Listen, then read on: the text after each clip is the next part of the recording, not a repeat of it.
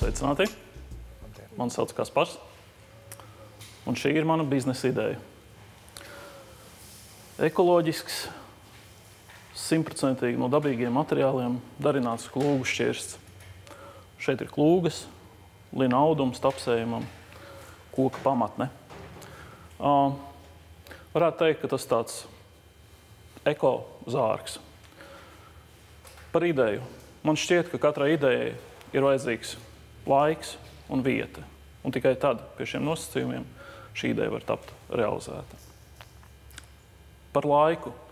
Man ir 100% pārliecība, ka šis ir īstais laiks. Brīdī, kad eko triumfē, viss zaļais ir modē, etnogrāfija ir modē, es ticu, ka tā prāta augsne ir sagatavota pietiekami labi, lai šis produkts varētu arī sekmīgi aiziet tirgū.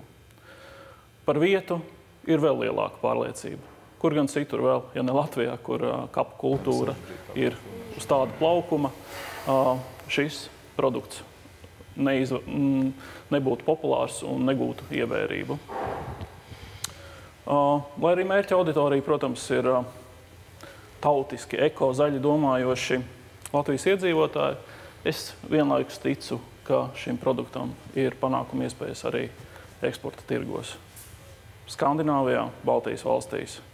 Mentalitāte mums ir salīdzinoši līdzīga, un arī tur klūgu pinumi ir lielā cieņā.